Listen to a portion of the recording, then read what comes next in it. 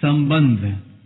अब आगे के 2 श्लोकों में स्थित प्रज्ञ कैसे बोलता है, इस दूसरे प्रश्न का उत्तर देते हैं।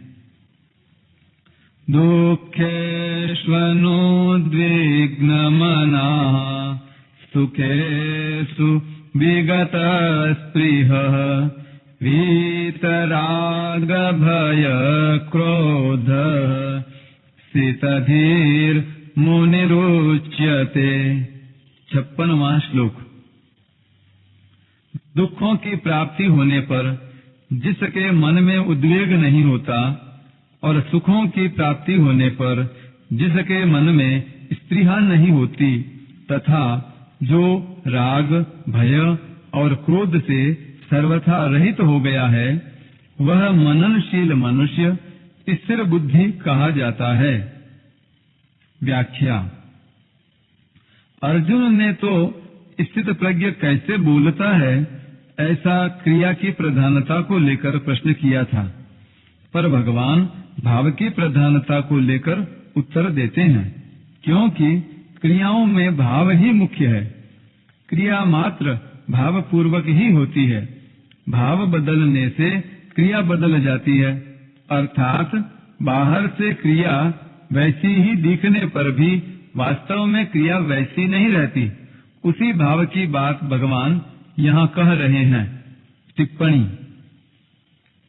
गीता में अर्जुन ने जहाँ कहीं भी क्रिया की प्रधानता को लेकर प्रश्न किया है, उसका उत्तर भगवान ने भाव और बोध की प्रधानता को लेकर ही दिया है, कारण कि क्रियाओं में भाव और बोध ही मुख्य है।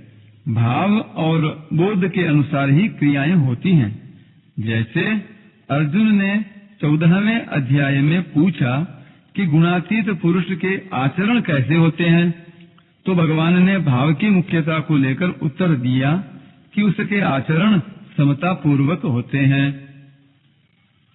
दुःखेष्वनुद्विग्न मनः।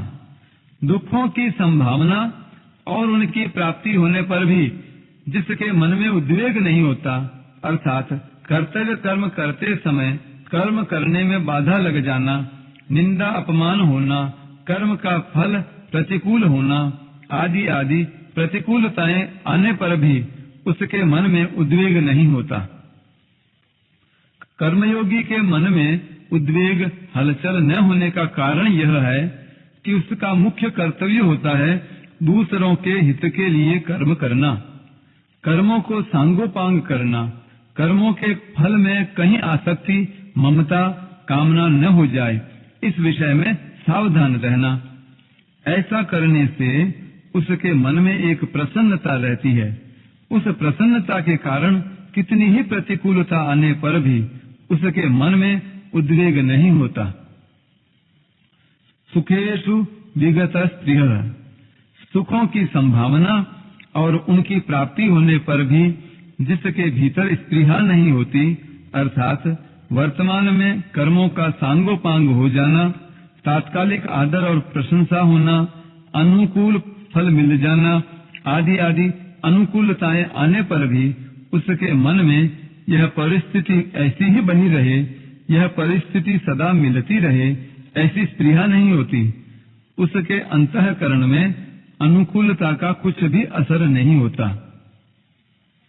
वीत राग भय क्रोध।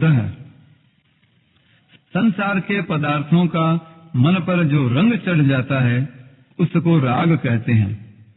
पदार्थों में राग होने पर अगर कोई सबल व्यक्ति उन पदार्थों का नाश करता है, उनसे संबंध विच्छेद कराता है, उनकी प्राप्ति में विघ्न डालता है, तो मन में भय होता है।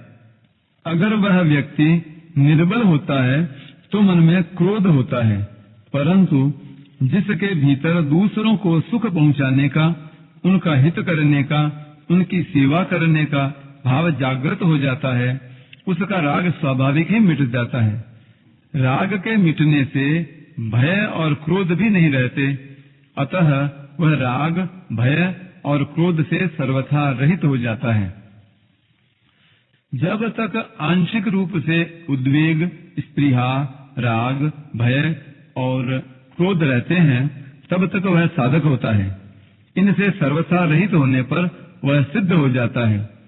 वासना, कामना आदि सभी एक राग के ही स्वरूप हैं। केवल वासना का तारतम्य होने से उसके अलग अलग नाम होते हैं। जैसे अंतःकरण में जो छिपा हुआ राग रहता है उसका नाम वासना है। उस वासना का ही दूसरा नाम आसक्ति और प्रियता है। मेरे को वस्तु मिल जाए ऐसी जो इच्छा होती है उसका नाम कामना है। कामना पूरी होने की जो संभावना है उसका नाम आशा है। कामना पूरी होने पर भी पदार्थों के बढ़ने की तथा पदार्थों के और मिलने की जो इच्छा होती है उसका नाम लोभ है। लोभ की मात्रा अधिक बढ़ जाने का नाम तृष्णा है। तात्पर्य है कि उत्पत्ति विनाशशील पदार्थों में जो खिंचाव है, श्रेष्ठ और महत्व बुद्धि है, उसी को वासना, कामना आदि नामों से कहते हैं। स्थित धीर मुनि रुच्यते। ऐसे मननशील कर्मयोगी की बुद्धि स्थिर अटल हो जाती है। मुनि शब्द वाणी पर लागू होता है, इसलिए भगवान ने किम प्रभाषेत के उत्तर में मुनि शब्द कह दिया है। परंतु वास्तव में मुनि शब्द केवल वाणी पर ही अवलंबित नहीं है। इसीलिए भगवान ने 17वें अध्याय में मौन शब्द का प्रयोग मानसिक तप में किया है, वाणी के तप में नहीं।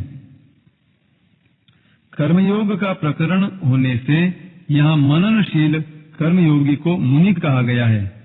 मननशीलता का तात्पर्य है सावधानी का मनन, जिससे कि मन में कोई कामना आसक्ति न आ जाए। निरंतर अनासक्त रहना ही सिद्ध कर्मयोगी की सावधानी है, क्योंकि पहले साधक अवस्था में उसकी ऐसी सावधानी रही है और इसी से वह परमात्म तत्व को प्राप्त हुआ है।